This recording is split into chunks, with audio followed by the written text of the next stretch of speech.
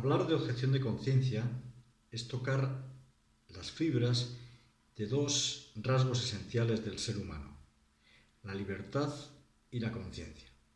La conjunción entre estos dos signos identitarios es lo que constituye el derecho a la libertad de conciencia, que es uno de los primeros derechos fundamentales que fueron reconocidos por las constituciones modernas. Personalmente, en los últimos 15 años, he tenido ocasión de convivir y de asesorar a muchos objetores de conciencia, sobre todo dentro del ámbito de la sanidad. Conozco su situación, sus temores y las discriminaciones a las que han sido sometidos, que algunos han llegado a los tribunales, ¿no? Realmente, la objeción de conciencia es un fenómeno complejo, poliédrico y ambiguo al mismo tiempo. Es difícil de identificar. Por eso creo que conviene decir qué es lo que no es y qué es lo que es la objeción de conciencia. En primer lugar, ¿qué no es la objeción de conciencia? No es objeción de conciencia la simple discrepancia de opiniones, amparada por el derecho a la libertad de expresión, al derecho al pluralismo. Segundo, tampoco la objeción de conciencia es una excusa para eximirse del cumplimiento de lo que manda una ley o manda una orden, ¿no? Tercero, las motivaciones de la objeción de conciencia son distintas a las del infractor o el delincuente que, por motivos inconfesables, defrauda la ley para conseguir sus objetivos. La objeción de conciencia sí es el rechazo personal por motivos de conciencia, ideológicos, de creencias, al cumplimiento de una ley o un deber que se le impone al propio objetor. Esquemáticamente se podría decir que la objeción de conciencia es la conciencia contra la ley.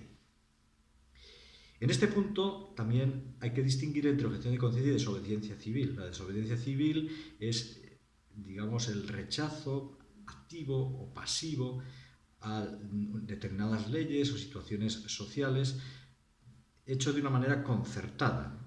Es el caso paradigmático de Luther King, de Gandhi, de Mandela, y lo más conocido en los fenómenos de objeción, la objeción al servicio militar, que al principio se les podía considerar objetores de conciencia y después se convirtió en un movimiento ciudadano. Ciertamente la objeción de conciencia es una excepción al cumplimiento de la ley, pero no una normalidad dentro de un Estado de Derecho. Es más, yo diría que cuando es legítima es como la prueba de algodón de autenticidad de un Estado democrático, ¿no?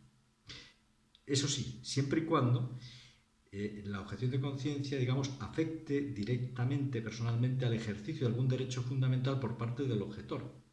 Que de ese rechazo se deriven para el objetor perjuicios o sanciones reales, constatables, ¿no? Y que, al mismo tiempo, esté amparada en un sistema de pensamiento coherente y sincero. Es esencial no trivializar la objeción de conciencia, no utilizarla de un modo caprichoso, porque es como un jarrón chino que si se lleva de acá para allá, se maltrata, acaba perdiendo su propia sustancia, su propia identidad y convirtiéndose en una cosa que no es. En los últimos años ha habido cada vez más fenómenos de objeciones de conciencia. Se puede hablar de un Big Bang, un estallido de fenómenos de objeción de conciencia. En los ámbitos más conocidos, pues es el ámbito de la libertad de creencias o religiosa, el tema del pelo, por ejemplo, el servicio militar, las profesiones sanitarias, pues los periodistas, los funcionarios como los jueces, incluso también se da en el ámbito parlamentario, en el cumplimiento, digamos, de esas disciplinas de voto o obediencia a ideologías que obligan a funcionar de acuerdo con unos criterios rígidos. Gracias.